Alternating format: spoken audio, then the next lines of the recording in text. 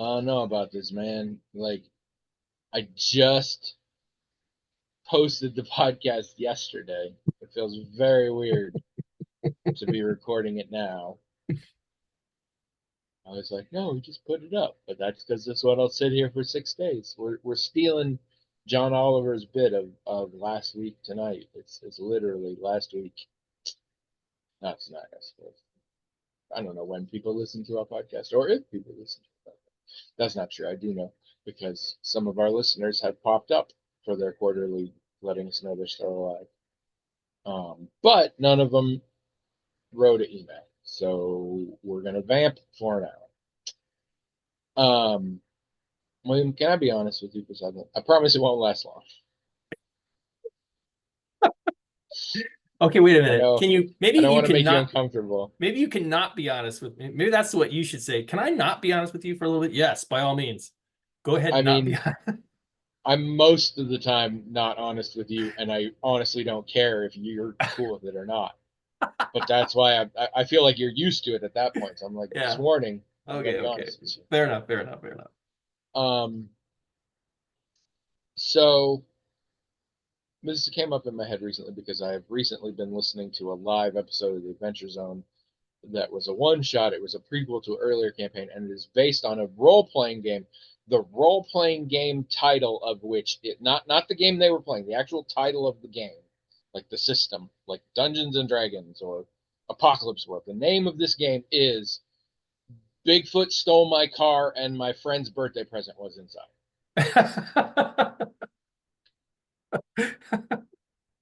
And Okay, so that just sounds like an excuse for not showing up with a person's present. That's what that sounds like. yeah, and it's a hell of a campaign. I'm not quite done with it yet.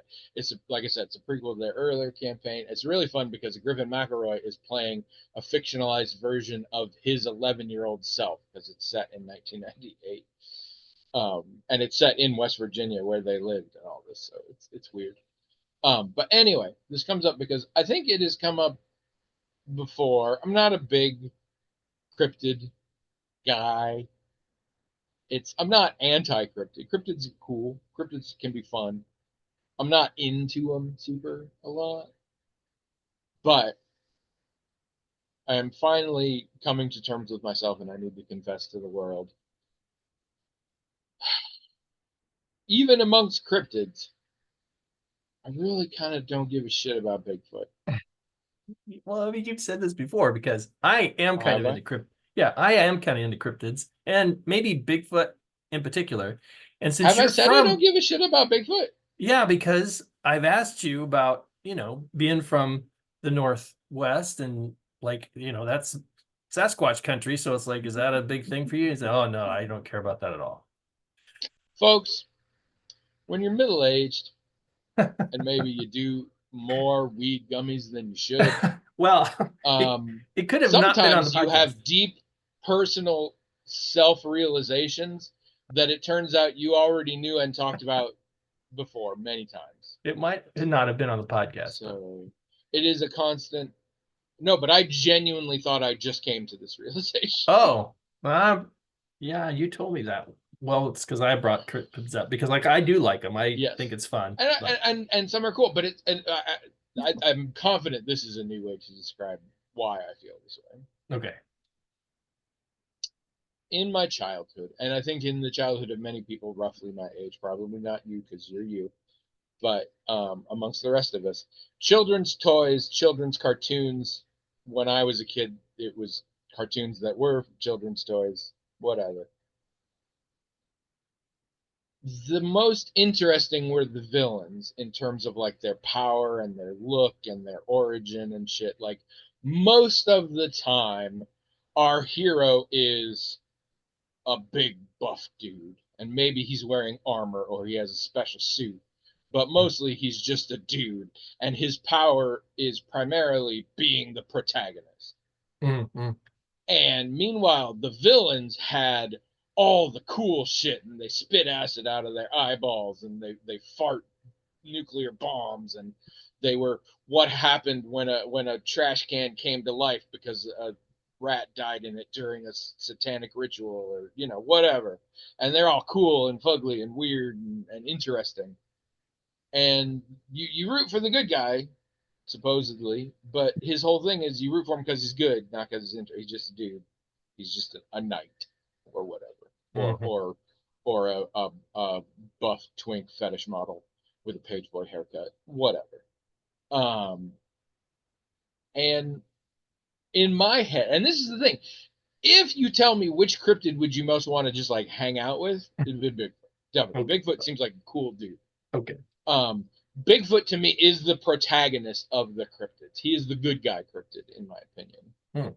And he's just boring. His whole deal is that he's just big, and people often don't see him.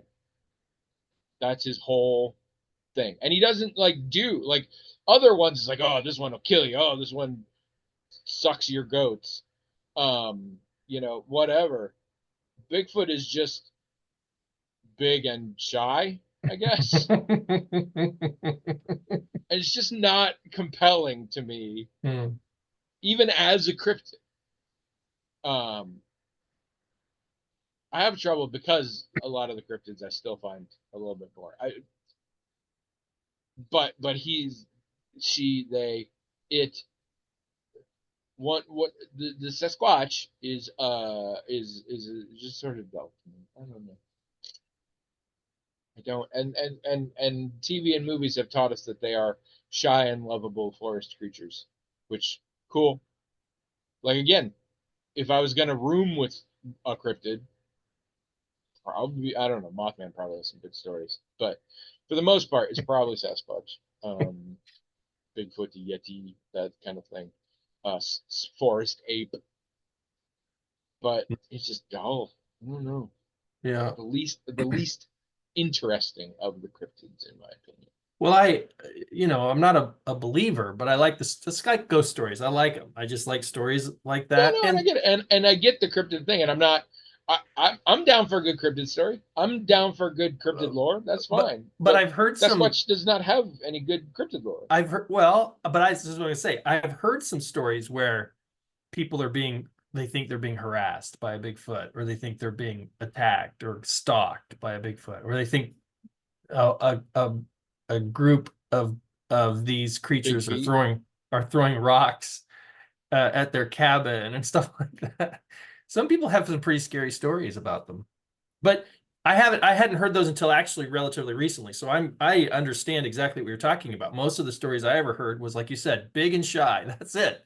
Like the hippies of the cryptid world or something. And but very recently I've heard some other ones. I'm like, wow, why have I never heard these scary, like Bigfoot must have a PR team or something that, hey, don't tell the bad stories. If you are a Dropout.tv subscriber, which I cannot recommend more highly, it's a brilliant bit of comedy and improv streaming service that's remarkably affordable. On the show Smarty Pants, Jacob Wysocki did give a very interesting and compelling presentation discussing which cryptid would be the chillest to blaze with. And I highly recommend you check it out. So we get a lot into the various personalities of various cryptids. Yeah, cryptids are fun. And they feature largely in Fallout 76 because, oddly, West Virginia is a lot of Bigfoot shit going on there. Well, there's got Mothman in West Virginia. You've got Jersey Devil's not far. Flatwoods Monster, and I mean, just like it's not the state with the most cryptids as far as I know, but they do have a lot, and so they incorporated it into the Fallout 76. I will say, if you talk about groups of Sasquatches harassing people, like if we remade the movie Mean Girls and replaced all the Mean Girls with Sasquatches, I'd be into that. I'll admit that would be pretty cool. Flatwoods Monster is technically an alien, I think. Although I guess they don't know. I mean, probably they don't, because not real. Hard to know. But on another level, everyone can know, because why not? Well, there are maybe it's a cryptid from another planet. Maybe it's from another planet, but on the other planet it was a cryptid. Yeah. Well, there are some people who think Like that there are two cryptids planets who don't believe it exists. that cryptids, the reason they're so elusive is because You they're were gonna say all cryptic. I saw you. Your brain thought cryptic, and you're like, I can't use that word. I have to no, do a I different don't word. think I did. I think I was That's looking what for your that. face said. I think the word elusive was eluding me. The reason they're that Now way you is just made it bad. because Now you just went and did it anyway. is because they're extra dimensional or something. Like they can hide in other dimensions and stuff. Yeah, no. I know what you're talking about, but it's not extra dimensional. It's imaginary, fictional. That's why they're hard to Well, find. it would put them actually in the same category probably as aliens. So it's like you can call aliens cryptids, or you can call Sasquatches aliens in a way. I don't know. Ultra dimensional. Maybe that's the word. I don't remember now. Ultra dimensional. Yeah, ultra dimensional. That's Yeah. that's the more expensive model. You can buy regular strength cryptid or ultra dimensional cryptid. It's an Oh, interesting that's a community good too, the people that believe episode in these title. things I'll and like, bet it is. yeah. I'll bet it fucking is. It is. I'll I'll bet those are some of the most interesting goddamn people on the planet. Yeah, There. with an interesting hairdo. Yeah, Oh my. they are. Yeah, I've They're seen they're that interesting. Ancient Aliens, dude. It's like that. Um, very interesting. Hello everyone. Welcome to Magic Talking Hat podcast, the only podcast in the world that technically I think falls under the category of comedic horror movie video game therapy. And I think we're the only podcast in that particular niche. That being said, we are just two white guys talking about whatever we want, and that's a very broad genre. So Mm. I'm Tony, And I'm William, and this is episode 706. 706. What are we even doing with our lives? I don't know. Yeah, we got a lot of activity recently on the blog. You should go to the blog. If you saw that William was thinking the word cryptic for cryptic cryptids, cryptic, go to the blog, themagictalkinghat.com, and agree with me because I love when people do that. Here's the deal. We have a hat. It's magic in that it has its own email address, themagictalkinghat@gmail.com. People sometimes, if they feel like it, email us with whatever the crap they want, and the hat magically, all on its own, forwards us the email. We read them on the air, we talk about them, so forth, and that's the show. But like I said, when it's not, we're just chilling. So, how's your yesterday? Now, God, this is rough. Okay, so sorry, I'm getting a call from potential spam. I'm tempted to answer it on the air. I've done that before, but I don't think it's a compelling podcast. So, all right. Last time we recorded on Friday, so it has been a week. Yeah. How has your week been? I'd say it's been pretty good. It's interesting you bring up cryptids because Iowa has a cryptid that's sort of gained some fame in the last couple decades. It's often called the Van Meter visitor. It's a winged cryptid that bothered Van Meter, Iowa. Oh, I thought you were talking about corn squatch. No, corn Corn squatch. squatch, the famous Iowa cryptid, half Bigfoot, half corn. Corn squatch. No, this is a winged cryptid. That's also a good title.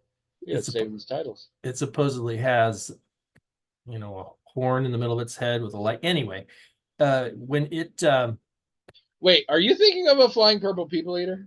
no, this happened in 1903, and in Van Meter, Iowa, which is just west of Des Moines, and they have a festival. They started having a festival. I don't remember when they started, but this year it's on the 28th of September, so it's not very far away. We don't typically get to go because my sister's birthday's around that time, and we're usually, going to celebrate her birthday because that's obviously more important. But But if she decided she doesn't want you there this year. no, we probably, again, we're gonna be celebrating my sister's birthday, but we would totally go to that. And that's a thing that, like, people from, people who are cryptid fans from all over the country come to this in Van Meter, and that's just a couple weeks. But I would be interested in going to such a thing. I do not think I would go to such a thing because I would worry I would accidentally disrespect. Like, that's a big thing to the people who are into that, whether they believe in it or not. yeah. And I would try my best, but there might just be a laugh or an eye roll at the wrong time. And it feels like a thing that I could potentially inadvertently ruin for other people for whom it is a much bigger deal. Yeah, And I see what you're saying. Also, I don't like going places. But so this past week, or did I talk about Long Legs at all? Did I say that I saw that? No, you have seen Long Legs. Mm-hmm. How'd you manage that? I don't know. Is it on Shutter or whatever? No, I mean, did you pay $20 to rent it, Oh. or did you That's go a to good the question. theater? No, that's a good question. I think we did pay to watch That it. is a good question that I'm weirded out you don't know the answer to.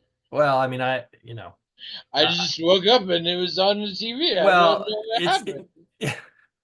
it's it's because Abby handles that. Like, if you're gonna, Okay. sometimes I don't Yeah. even know that that's what happened. Like, oh, we paid for that. It's like that.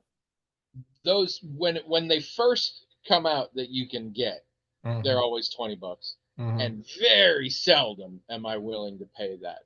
Everything Everywhere All at Once is the only version I can think of where I did that. We are too, but we go. But I'm very excited for Long Legs. When it gets down to like $5.99, I'm there. We don't go to the theater as often, and we would easily go there and spend that much. So it's like sometimes we'll go, yeah, let's just make this like a theater night, whatever, and actually pay for something. And I think that's what happened this time. And I didn't do it for me, really. Oh, that's a shame. And it's the kind of thing that I would have, it's not like, oh, this wasn't for me, or this isn't the kind of thing I usually like. No, this is the kind of thing I would usually like. I'm glad I saw it to see Nicolas Cage doing what he was doing in the freaky makeup. I actually finally, as much as I've tried to avoid spoilers, and most of the internet has been good about that, I did get a shot of Nick Cage in the makeup, and I'm like, oh fuck. Yeah. It starts really good. Like the very beginning of it's like, all right, this is going to be good, and you're watching it, and there's lots of great moments in it. But I mean, as a whole, by the time it was over, I was like, I think my expectations were just a little too high. But I wouldn't discourage people from watching it. What you're doing, waiting, for it to be a little cheaper, whatever, is probably smart. And I'm not. And it often comes out as basically free that way, because we frequently, if we order things from Amazon, don't care about them showing up earlier, and Amazon will often give you digital credit if you do that. So we get a lot of free digital credit to rent stuff. But I mean, we weren't sorry we watched it or anything like that. It's not like that at all. It's just I think we both realized that at the end, it's like, oh, we really thought this was going to be like this, and what didn't quite hit that mark. But we do enjoy. I mean, even when we see something that we don't think is very good, or we think even that Nicolas Cage made some bold but choices that didn't work, we still like watching it. You know what I mean? Does that make any sense? It's like we just like watching him do his thing. I'm nervous about watching a movie I've seen called Jiu-Jitsu that has Nick Cage in it. I've watched some trailers from it and stuff. It looks real bad. And it's one of the. I mean, I think he is a predominant character, but I don't think he's the main character. So I mean, he like produced. But nowadays, I'm kind of latch onto him wherever I see him, because I'm never going to have a bad time. Yeah, that's what I'm saying. Nick Cage is live theater. When he's Mm. good, he's great, and when he's bad, he's arguably better Well, in terms of so how entertaining he is. he produced this, I think. Oh, Like this is one of his own projects, that's I'm a pretty sure. pretty big feather in his cap because it has garnered a lot of critical appraise or praise, not appraise. The critical appraisal was full of praise. Yeah, I mean the Rotten Tomato score is like 85%, and Yeah, yeah. no, people love it. So again, if I wouldn't, I would not discourage anyone from seeing it. It just for some now, it also could be the kind of film where it's expectations. I always say that if we watched a second time, we'd be like, oh, okay, yeah, that's that's better than I remember. That happens to us all the time. And And we've yeah, actually, sometimes it's sort of going in trying to understand what it is. I will be discussing that at length later in this episode, actually. yeah, yeah. So, Um, but we also saw, oh, I wanted to make sure. I'm pretty sure he's a producer on this. And this was one of his projects, which we were really impressed with that because I don't know how often he does that. Do you? Is he? yeah, in my mind, he does. Like I can't tell you another one where he did. Well, anyway, I was going to verify that and I can't find a good link for that. But anyway, so the other thing I saw was called Verifying type of podcast. The Wind. And it was directed by the woman who directed Five Nights at Freddy's or whatever. I can't remember. Oh, I can't remember her name either.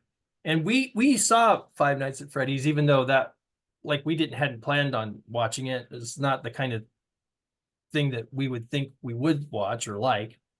I don't remember why we watched it, but we went ahead and watched it, and it was actually okay. It's like, oh, all right, yeah, this is.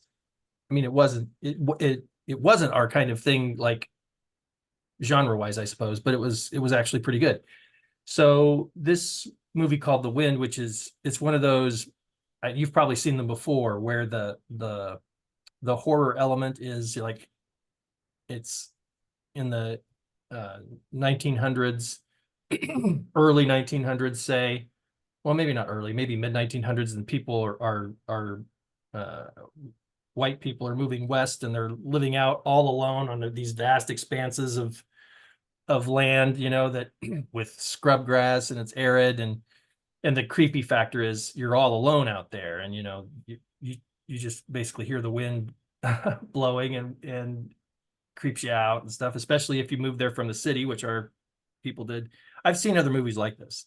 is it a prequel to The Happening?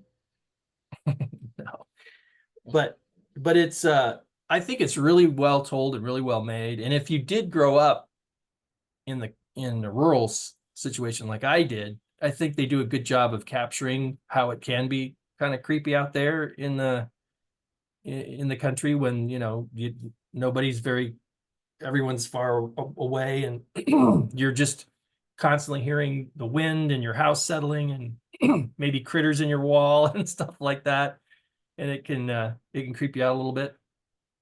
So I responded really well to this one. I mean, I not think I not haven't heard of super this. well. Yeah, Well, again, this I wish I could remember this woman's name, but did you see Five Nights at Freddy's or okay? Well, it was whatever else you think of it, it was competently directed, and I thought this was very competently directed too. I don't think if somebody was like, "You want to watch Five Nights at Freddy's?" I would have a problem with that, or that I would not enjoy it. I have no impetus to do it. Yeah. Weirdly, there was a time where I got a little into the Five Nights at Freddy's lore because it is kind of interesting, um, but not enough that like I've seen a lot of, for lack of a better term, think pieces on the movie, and I don't find the story in the movie very interesting. Mm. Well, Um, the gimmick for the video game was actually pretty clever. We never played it, but it's like, oh yeah, yeah, yeah. that's clever. Well, and that's the thing. It's just designed for jump scares. I was never going to play any. Well, when you say video game, there have been like 9 of them. There have been several sequels and a lot of spin-offs and different platforms, and there's been a ton of Five Nights at Freddy's games and books. There's a bunch of novels. Really? So yeah, no, it's a thing. Hmm. Five Nights at Freddy's is a thing. There's music, there's all sorts of shit. Hmm. It's a whole new world. But this begs the important question: why have you not combined the two? Five Nights at Freddy's and Nick Cage, Oh, because no. there is such a movie. It What's that? exists. It's called Willy's Wonderland. Came out before Five Nights at Freddy's. Oh It yeah, was a no, I haven't ripoff seen that. because nobody's making it, and it's apparently largely dialogue free. Hmm. And Nick Cage is like a janitor at essentially a Freddy Fazbear, but like knockoff Freddy Fazbear, Hmm. and he just has to like beat the shit out of murderous animatronics for 90 minutes or whatever. Oh, I have heard of that one. I haven't watched that one as much as I want to because I am always turned off when I hear that there's very little dialogue. Oh. Like that doesn't appeal to me. And I've seen some movies where that was true and it's great, but that's a hurdle for me. Hmm. When I hear that, my brain is like, that doesn't sound interesting. Hmm. Especially because I'm all about the story and the lore of a particular film, and I'm Hmm. like, it's hard to do that with no words.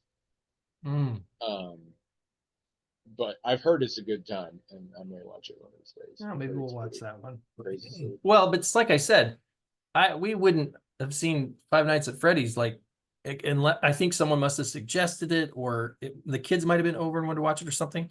I don't remember now.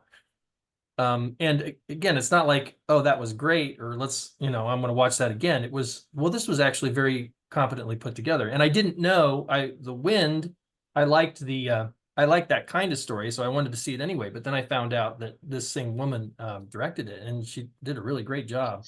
So Because Golden Freddy shows up at the end of The Wind, and you're like, what the fuck? I felt like the person who directed it understood the sort of inherent creepiness of living in a place like that. And it's weird for me to say Well, that we all because understand the inherent creepiness of living in a place like Nostradamus. We all. it's weird to say because most people who are from rural areas and grow up in rural areas sometimes can't relate when someone who's from you know someplace else, they come, like they'll Airbnb a house out in the country or whatever, and they'll hate it because it's like, first of all, not only is they don't have the noises they're used to, but they have new noises that they're paying attention to that freak them out. And when you grow up in that environment, of course, it doesn't freak you out because you grew up in it. But it, I would argue that it did freak you out once. Like when you were little, it probably freaked you out a little bit until you got used to it. And if you remember that, then you can relate to other people being freaked out by it, even though you're not anymore, if that makes any sense. Sure. So yeah, I thought the movie was really good and really captured that how it can be a little scary to It sounds a little folk horror adjacent, which is yeah, right. I think I've been searching yeah. for that in my head. Like it is kind of folk horror adjacent. And again, I've seen other ones like it that I thought also did an okay job, but this I thought did a really good job.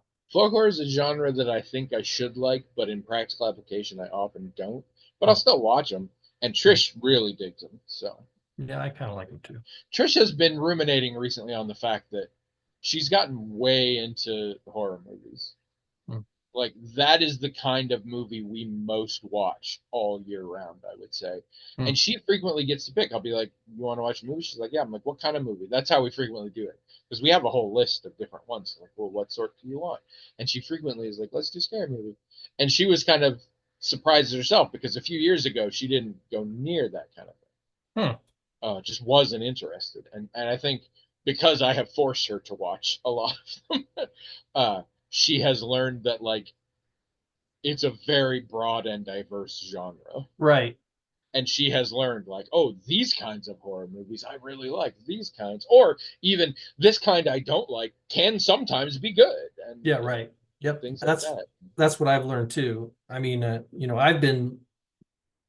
it's a similar thing with Abby and I too, because she's always liked that kind of stuff. And not so much. Not that they bothered me or scared me or anything. I just found them so Yeah, uncompelling no, and uninteresting. I still know people that they're like, no, it's just gross and Yeah, mean, yeah, and yeah. and I'm like, But I like, get that, but it's also a lot more than that. yeah. And what I discovered for me personally was that, there are philosophical, for lack of a better term, things that I like to think about and talk about and stuff. And when that kind of thing shows up in a movie, it's very frequently a horror movie, right? So it's like, Yeah, oh, yeah, yeah. okay. Well, it's That's, yeah. and I've said this before, and people get you conflate it a little bit, but I like the transgressive nature of horror Mm, film. mm, And I mean that in some ways of it'll go places that are fucked up that other people won't, and sometimes that's a catharsis I want or whatever. Often mhm. not, but also it'll just tackle subjects or give a realism to subjects sometimes that other things won't. Which I can enjoy. It can get too real. This is me, of course, if it gets too real. But like just concepts that you're like, they'd only try that in a horror movie. Yeah. Well, and I wonder how if it's And connected at often all. deep lore and interesting stories Yeah, that are yeah, yeah. complex. And I Right. really like getting behind the scenes of what's happening. Why was the Ouija board possessed? You know, that kind Yeah, I mean that stuff like that. I just realized that they could be far more cerebral, not just than I thought a horror movie could be, but more cerebral than I thought a movie could be.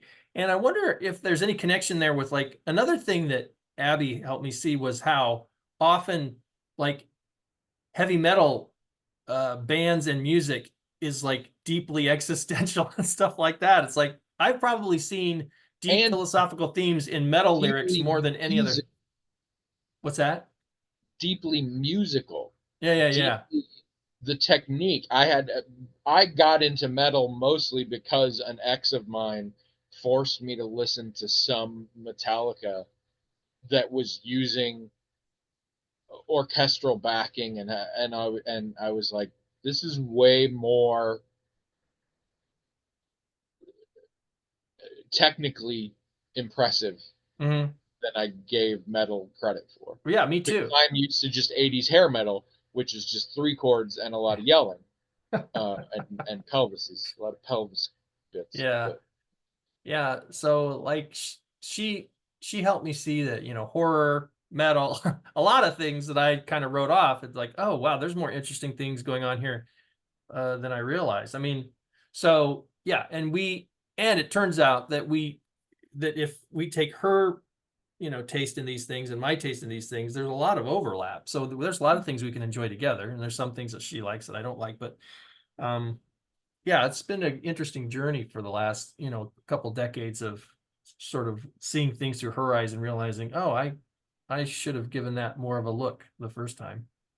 well, we're also living in the era of the elevated horror movie, which Mm, does some neat stuff. Which is we need to give credit. There are a lot of movies from the past that we would call elevated horror now.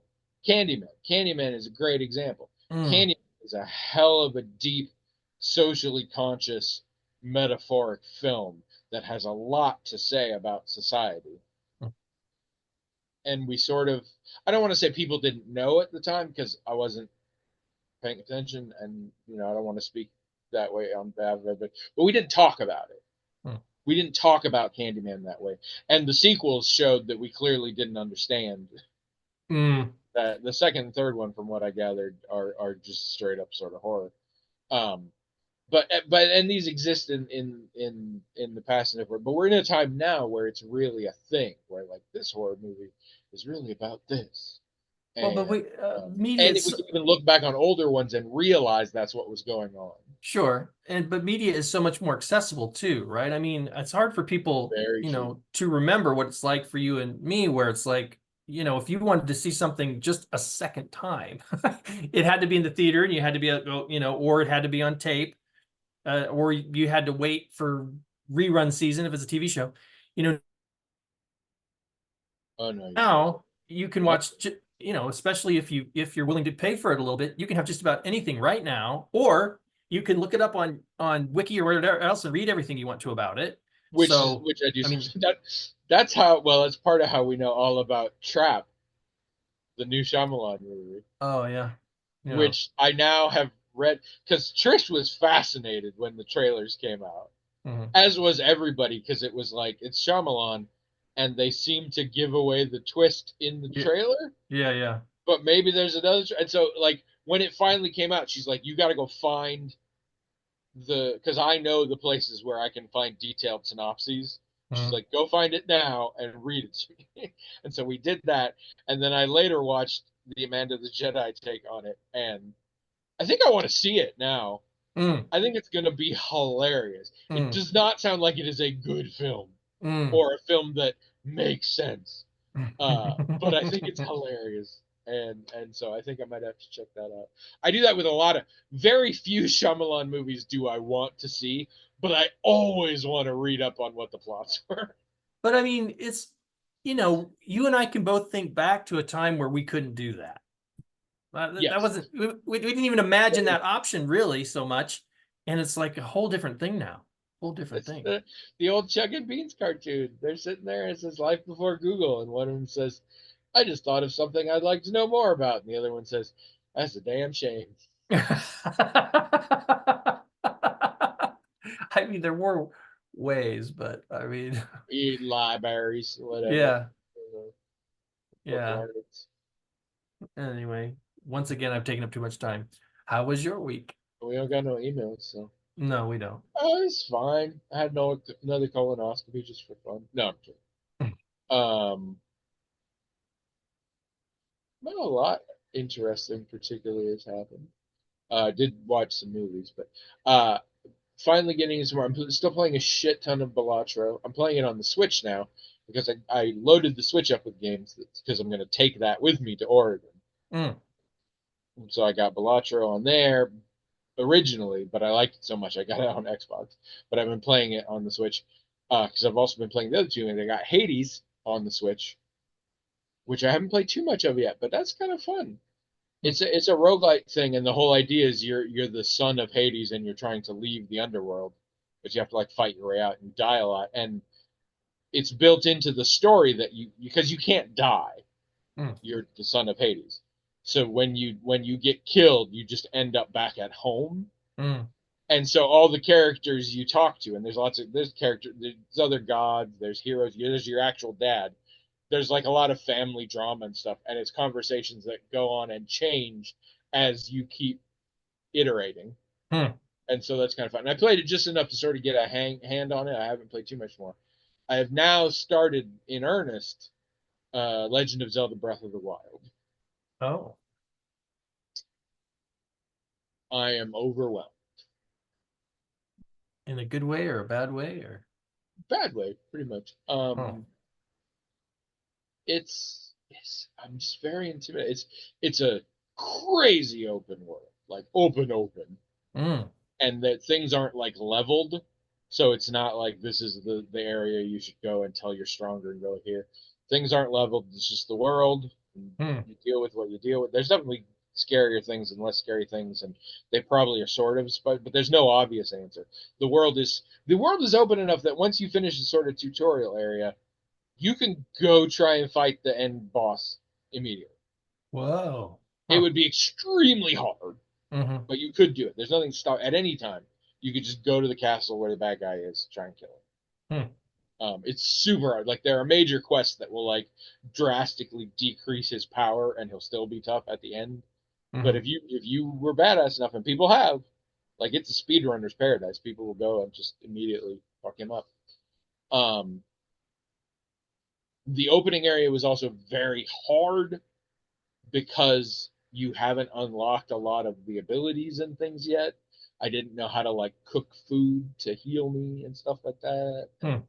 so the very opening was very difficult in that way. Now it's starting to sort of fit, but it's just so open and so big. And there's no leveling, there's no experience. There's just hundreds of these puzzle shrines throughout the world. And when you complete one, you get a little thing. And if you get enough things, you can increase your hit points. They're hearts. In Zelda, you just have hearts. Mhm. and different things will hit you, and you can get a new heart if you have enough of these things from all of these shrines. And theoretically, you earn money, you get better gear or whatever, but there's no like leveling system per se, Hmm. and you don't. As near as I can tell, you got a lot of abilities in the beginning to help you mostly with puzzles and things. And I did eventually learn some more advanced ways of doing combat, although I find them very tricky. The combat's very is real time, and I'm not good at that.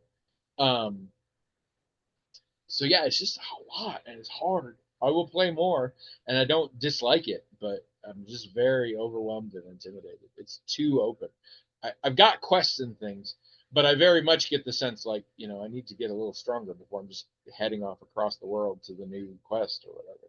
So So, or have you played Zelda throughout your life and stuff? Is that? minimally, and that's part of the problem. I think I would Mm. do much better if I didn't. I played the original because I owned an NES, and when we got the GameCube, I got the Wind Waker, and I did not play very long because I was very bad at the combat. Mm. Um, and that was sort of what put me off of this. Is I'm like I'm not good at Zelda's real time combat, but it was just such a game changer, and everybody talks about it all the time. Mm. And I finally was like, you know what? I need a game that I might sink some time into because we're going to be in Oregon for a while. Um, why don't I just grab it? It's time. I'm good. So we'll see how that goes. But don't want to talk about any of that. Why did you even ask? So rude. I want to talk about the movies I've seen. Okay. I've seen 3 movies. Mm. Guess them. No, I'm kidding. Um, that's the rest of the podcast. Just name movies. See, it's really funny because one of them's from the '90s, so I don't think you'd have a good time guessing that Mm. one. We finally saw Senior, or for those of you who are very visual learners, SR period. It is a documentary on Netflix uh, about. Well, here's the thing. It's a documentary about Robert Downey Sr., Mm. but also Robert Downey Jr. It is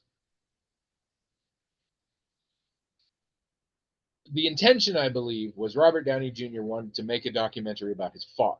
His father, for the record, Robert Downey Sr., and I didn't know this until relatively recently, is an acclaimed sort of alternative filmmaker.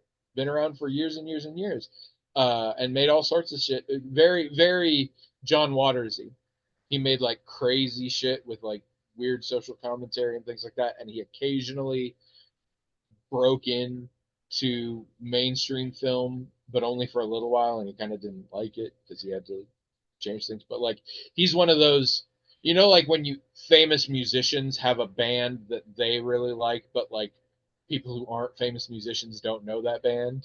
Sparks Brothers. That's what I'm Hmm. saying. Yeah. He's that sort of. He seems to be like the filmmaker's filmmaker. Um, and so I think Robbie Downey Jr. wanted to make a documentary about his father. Mm. But to get his dad to agree, he he got his dad on board by telling his dad he could make a movie. And Robert Downey Jr.'s thing is he's making a making of that movie. Mm. And what you actually get is sort of a combination, and they sort of tell you when it's footage, and some of it because he just gives him a camera guy and editor and lets his dad just do whatever the fuck he wants. And like he's not even there sometimes because Robert Downey Jr. mostly lives in L.A. and his dad's in New York and so you'll just get bits where his dad's just like, oh, get shots of that, and you see him with the producer editing and stuff. It was interesting. It's a good time. You don't learn a ton about Robert Downey Jr. I guess you sort of learn a lot about the family in a way. Mm. Um, the whole thing feels a little. I don't want to say pretentious. It's it's almost as though late in life, the father and son have some unresolved issues, and they decided to try and explore that as a movie to put on Netflix, which to me is such a swollen head Mm. thing. Mm. But in the movie, you kind of get that maybe just sort of how the family works. Mm. that they just sort of have to deal with things via performing in a way. It's weird. I don't know. It's interesting. Check it out. It's all in black and white for no reason. Um, Getting a lot of that lately. I will not avoid a movie because it's in black and white. And some movies in black and white are really compelling. Mhm. I feel like 80 to 90% of the movies that are done in black and white were done in black and white for absolutely no goddamn reason, other than people thought it looked cool and arty. So, Yeah. in this one, I've got some of that. I'm like, I don't really know why the fuck it's in black and white. Anyway, that's not the one I want to talk about. This one's also not the one I want to talk about. We saw The Fall Guy. Oh, Ryan Gosling, Emily Blunt, yeah. revisiting the 1980s television show starring Lee Majors and Heather Did, Thomas. did you watch the original TV show? I did. A little bit. I was a little young, and Mm, I was more I was more $6 Million Man. okay. Like I was big Lee Majors, and so I think I watched it sometime because I'm like, oh, it's $6 Million Man, but he's in a different thing. And you know, around the same time, if A-Team wasn't on, I was probably watching that, but not a ton of Fall Guy, no, Okay. but enough that I was somewhat familiar. Um, It's on Peacock, and actually, originally, it's just over 2 hours, but they also have the extended cut that's 2.5 hours. And originally, I thought that was the only option we had available. And then when we decided we were going to watch it, uh, I saw the original, and I was like, this movie didn't do real well, and it's an action comedy about a stunt guy. I probably don't need the 2.5 hour version, so we just went with the 2 hour and 6 minute version. Come on, you gotta ask me. I've got the sound bite here, so you gotta How, ask me to how set me up. was it? It was, to me, some really good and creative and entertaining action sequences that did a really good job of balancing VFX and practical effects in really cool and inventive ways. All wrapped in comfortably one of the worst films I have seen in a long time. And I think, at least for me, a career worst performance from both Emily Blunt and Ryan Gosling. Mm. Not least of which is they're supposed to have a romance thing going, and for reasons I don't understand, they have zero chemistry. Hmm. Just from jump, from the initial scene of the movie, they have no chemistry, and I don't understand it. I don't know what happened, but it's a really bad movie other than some really cool acts. There are moments. There are moments. Stephanie Sue is in it, and she's the delight, but she has a relatively small part. Hannah Waddingham is in it, and she, of course, elevates it in moments to being hilarious. But by and large, she's very poorly utilized. And it's a lot of this because I know these. I'm a fan of Emily Blunt. I'm a fan of Ryan Gosling. I'm a huge fan of Hannah Waddingham and of Stephanie Sue and M'Baku from Black Panther. Shit. Winston Duke? Is that his name? M'Baku, the head of the monkey tribe in Black Panther, Mm. is in this. And he's great too, and I love him. So I'm a huge fan of these people, and they did such a terrible job. And I think a lot of the issue has to lie at the feet of the script Mm. because it was just dumb, and it has that it it has that the version of self-aware funny that is bad, where you're like, look at how dumb we are, isn't that funny? It's like that kind of. It's hard to explain because I want to say usually that's the joke is that we didn't try very hard, and I don't know that I don't think people tried hard on this, Mm. uh, but I just don't. I don't know. Um, it was just real, but the action was amazing. Um, and the soundtrack was very interesting. A lot of different versions of oh, what's the Kiss song? Oh crap, I don't know. A very famous Kiss song is in this, and there's several like covers of it and things. It's really weird. Hmm. And it's an interesting bit of like old school music and new school music, and that's kind of fun. Um, it is very much attempting to shed a light on something that I think is very important as well, which is that stunt people are a huge part of the film industry and get fucked over in sort of every single way possible.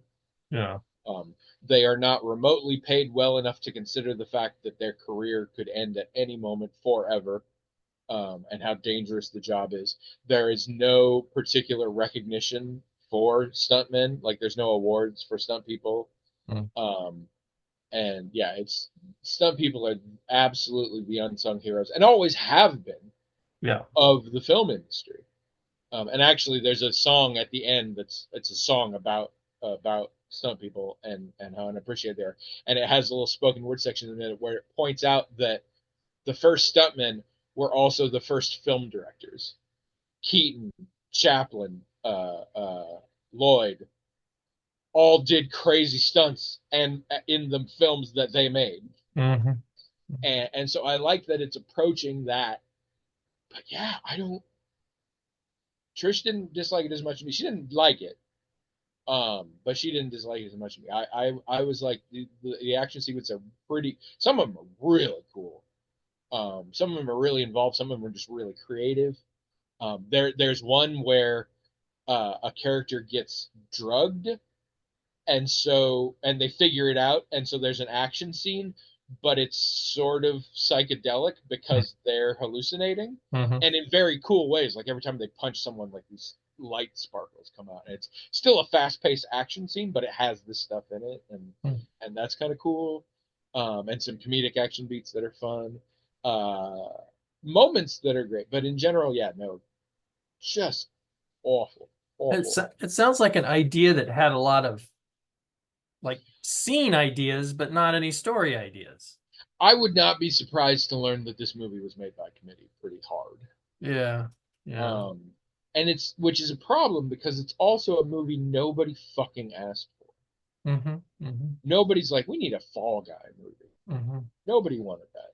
Now that being said, that doesn't mean you shouldn't make it because you can make a really good one. But you got to make sure you make a really good one because no one's asking for it. Right. You can make a generic by the numbers studio led film that people want to see or that you think people want to see. But nobody wanted to see a Fall Guy movie. So it needs to be really good. So then people will want to go see your movie. Mm-hmm. And it didn't. And I feel bad because I love these actors so much. These were such terrible performances. I don't know what happened. I mean, you can imagine someone thinking that, well, look at the Mission Impossible movies and things like that. It's like these are just big stunt extravaganzas, right? So, Yeah. it's the Fall Guy, people are nostalgic. So how about a Fall Guy show and we have stunts like that in it? You can imagine the idea just starting there with no story idea or But anything, just let's make that. it a real dumb comedy. Well, that's where it goes bad, right? It's like when that idea, just as I stated it, sounds like a good way to start a conversation about such a movie, but you got to keep going a long way before you say, all right, well, this is a movie, right?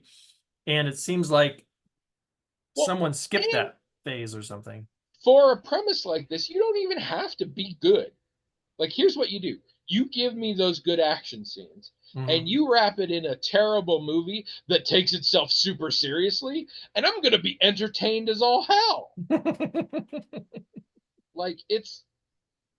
I don't think this is what they were going for, but it's the old thing of you can't make so bad it's good on purpose. Yeah, And I don't yeah. think that's exactly what they were going for, but they were going for like dumb comedy, and so it's dumb. Mm-hmm. In a way, I don't know. Maybe maybe it's another one of those where you're like, no, I wasn't in the right headspace for it, but it just no, it really didn't. It really didn't hit.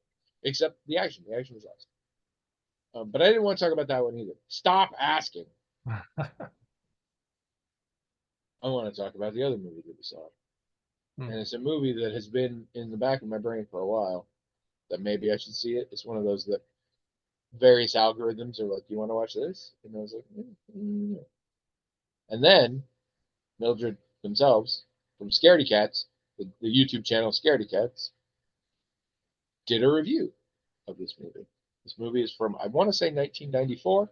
It is an Italian-French co-production starring Rupert Everett and no one else you've ever heard of, called, well, originally called Della Morte dell'Amore, but in the U.S. generally called Cemetery Man. I really liked it. I cannot tell you if you or any other human being would like or dislike it. It is batshit. On its surface, it is a black comedy in which a young Rupert Everett, plays the titular Francisco Della Morte, who is the cemetery keeper in a small Italian town. In this cemetery, periodically, the dead come back.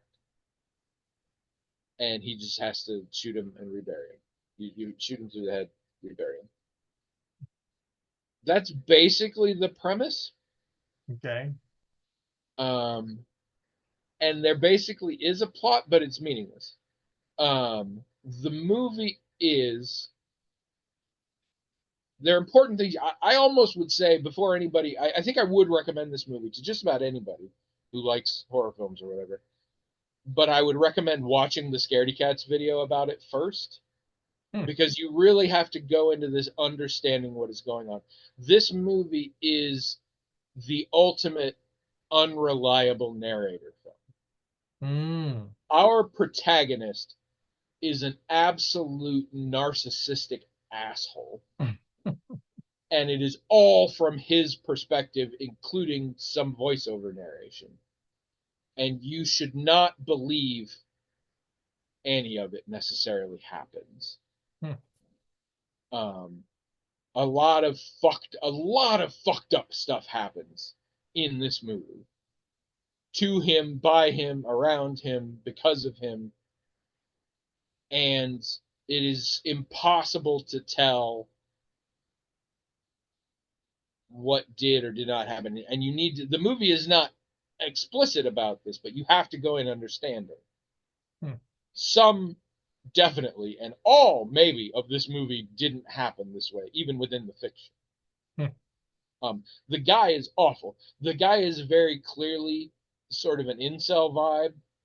He's very obsessed with, in fact, he's obsessed with various women throughout the movie, and they're all played by the same actress, very intentionally. And we don't acknowledge that fact, but it's the same actress in the that.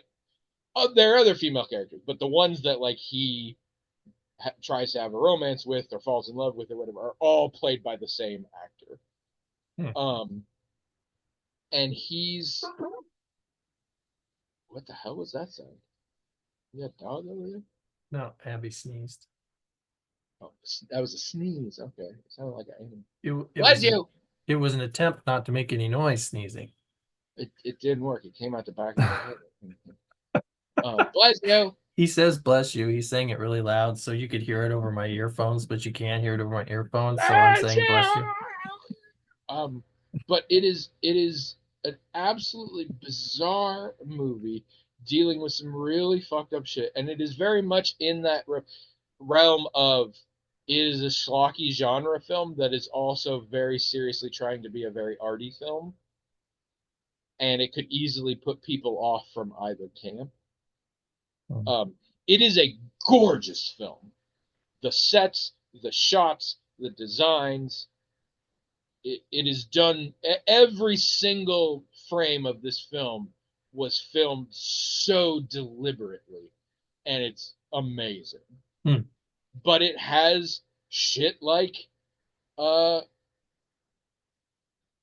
our hero going to a doctor to get his dick cut off for the woman he loves, uh, or him having a couple conversations with the Grim Reaper that prompt him to just go kill a bunch of people in the town, except maybe it was a dream, except maybe it wasn't, because those people are actually dead. Um, it involves his assistant who can't speak and just says half of his name. His name is Nyagi, and he can only say Nya for some reason. He's like a Pokemon that way. And it involves him uh, getting very excited when meeting a woman, and or not a very young one, like a teenager, I think. So excited that he throws up on her, and she's somehow cool with that. And then later in the movie, she dies, and he digs up her head, and the two of them fall in love and want to get married. The head and the guy who can only say "nya." Um, it involves a woman who's scared of penises, but then gets raped, and then decides she likes it and marries her rapist. But again, this is all filtered through him. Like, I don't think any of this happened, especially that one. That one is a very big, it's like, no, this dude got rejected by this woman, and so he has made up the story in his head for why it happened. Mm. Mm. Like, bizarre, fucked up shit happens, but like, none of it's real. And it's the whole movie's a vibe, and it's not, and it is kind of fun. It's a comedy. It's definitely a black comedy. Um, I enjoy it. It's a hell of a trip. It's, and you know me, I don't like the nasty shit. Mm-hmm. It's not, none of it. I mean, nothing is that we don't see. There's no rape scene or anything like that. It definitely has some gore in places and stuff, but and it is beautiful. The sets are amazing. The shots are, it's gorgeous. The music is pretty crap. It's kind of surprisingly crap. Um, the music is very much low budget direct to video horror movie music done on a single synthesizer keyboard kind of vibe. And it just is very out of place in this film. Mm. And that's kind of a bummer. But I would not recommend people see this movie. I would recommend people go to the Scaredy Cats YouTube channel and watch the most recent video that is about this. And there it is listed as Della Morte Della More. It is in English, by the way. So don't, if that's a problem for you, there's no subtitles or anything. It's in English. And I really enjoyed it, but it's like, I would recommend you go check out that video and then decide if you want to see it, because it's what convinced me. And in fact, I made Trish watch the video and said, "Is this a movie you want to see, or should I watch it without you?" And she said, "Sure." And so we watched it. And she was like, "I don't know how I felt about it for sure." And she was like, I guess I wasn't. It turned out she was a little bothered by certain bits that she's like, "Did that happen?" And I was like, "You've forgotten the video." So I made her watch the video again. And afterwards, she's like, "Yeah, no, I guess I get it now." You really have to go into it of like, potentially none of it has happened, and the ending.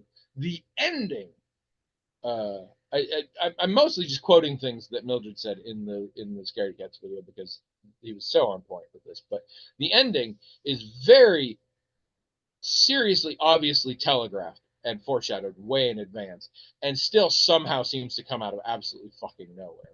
And I have spent days thinking about it. I literally woke up the next morning and was like, I have had two theories about what that ending meant, and I have already rejected both of them. Let me tell you about them. And so I told Trish, and then she had a theory going, and I'm like, I like that theory too. That's a good one. It could be that. Um, it's a real crazy ending, but again, a real crazy ending that you sort of see coming. Um, is a funky movie. It's really is a vibe, and is I laughed quite a bit. And it's real amazing to look at. And I love Rupert Everett, and I don't see enough Rupert Everett because he's mostly just in rom coms. a lot of times. He's actually in She Will. A much older Rupert Everett plays a character in She Will that we talked about last time. It's marvelous. It's not a big part, but I love it. He's chewing the fuck out of the scenery. It's real fun. But that's the thing too, because it's Rupert Everett with abs, and like early on in the movie, you see him without his shirt, and he's super hot. And it's also like, is he though? Like, does he see himself this way? Or is he actually? Because he's a gravedigger, which means, I mean, he's a he does a lot of grave digging, so he should have muscles, but he shouldn't have like no body fat and abs from just being a gravedigger. And so there's that kind of thing, and like, does the assistant even sort of exist? You know, it's such a weird movie, and none of the conventions in it are consistent. The nature by which the people come back from the dead and are put back down changes, and it's not mentioned. Like, the whole thing just smacks of somebody who cannot be trusted and who is very full of themselves telling you a story. And it's sort of a woe is me story. It's sort of a like, oh, my life is so terrible and awful. Da, da, da. I'm like, yeah, I think you might be making a lot of that up. But it's really fascinating. So yeah, I would recommend checking out the video about the movie and see for yourself. And it's around. It's if you want to watch it, it's around in places. It's on Shudder. I think it's someplace else. So you can see. And yeah, in the U.S., it's called Cemetery Man. Yeah. So cool. If you'd like us to talk about something else, and I know I would, please email us, themagicaltalkinghead@gmail.com. And in about a week's time, we'll deal with that if you do. Also, go to the blog. Have you seen any of these movies we're talking about? I'm confident Azure Talon has seen Willy's Wonderland. It just feels like he's seen that. But yeah, tell us your thoughts on the movies. Cemetery Man is sort of a cult classic. I'm curious if anybody else encountered it before. I'm a little sorry I waited so long, except I'm not sorry because, again, I think if you come into this movie not sort of getting what it is, you could really dislike it. It could just seem like a very mean spirited movie.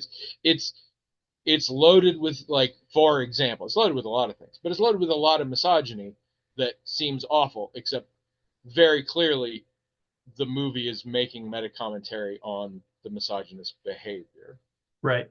And sort of, if you don't get that going in, it just seems gross. Yeah.